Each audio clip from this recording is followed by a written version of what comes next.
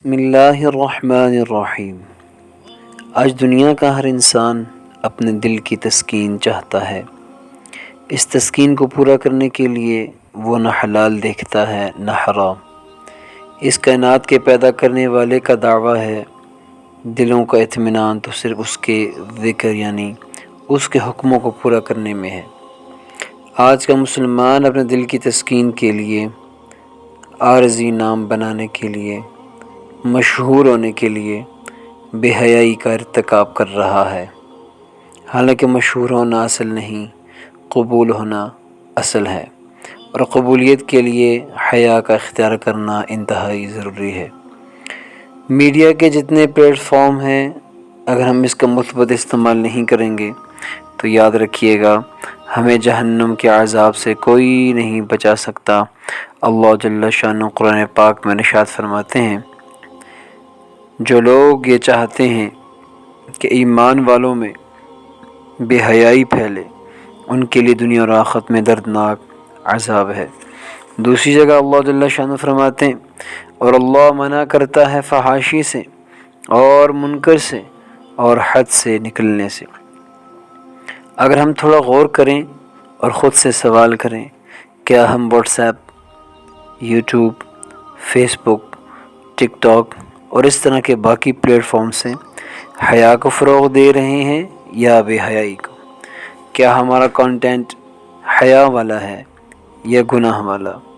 یاد رکھیے گا اللہ غیور ہیں، غیرت والے ہیں، حیا والے ہیں اور حیا ہی کو پسند کرتے ہیں۔ حضور اکرم صلی اللہ علیہ وسلم بھی بڑی حیا والے تھے۔ ان کے بارے میں حدیث میں آتا ہے کہ آپ صلی اللہ علیہ وسلم کنواری پردہ نشین عورت سے بھی کہیں زیادہ حیا دار تھے۔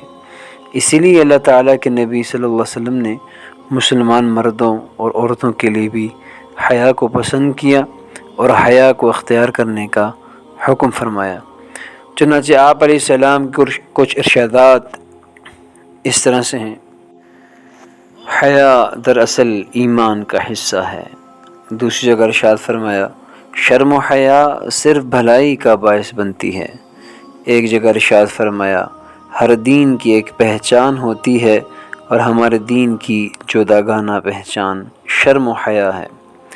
پھر فرمایا، جب اللہ کسی بندے کو ہلاک کرنا چاہتا ہے تو اس سے شرم و حیا کو چھین لیتا ہے۔ ارشاد فرمایا، حیا ایمان کا حصہ ہے اور ایمان جنت میں جانے کا سبب ہے۔ بے حیائی جفا ہے اور جفا جہنم میں جانے کا سبب ہے۔ اور ایک روایت میں فرمایا، جب تجھ میں حیا نہ رہے تو جو چاہے کرتا رہے۔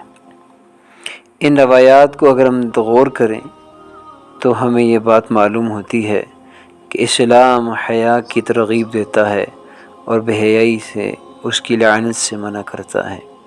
ضرورت اس امر کی ہے کہ آج سے ہم بے حیائی کے تمام سلسلوں سے، خصوصاً میڈیا کے غلط استعمال کرنے سے اپنے آپ کو اور اپنی نسلوں کو بچائیں، تاکہ ہم دنیا آخرت میں اللہ کے عذاب سے بچ سکیں۔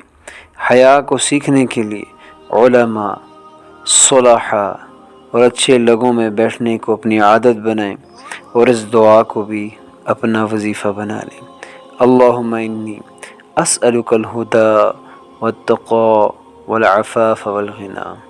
اے اللہ، میں تجھ سے ہدایت، پرہیزگاری اور پاک دامنی اور غنا کا سوال کرتا ہوں۔ جزاکم اللہ۔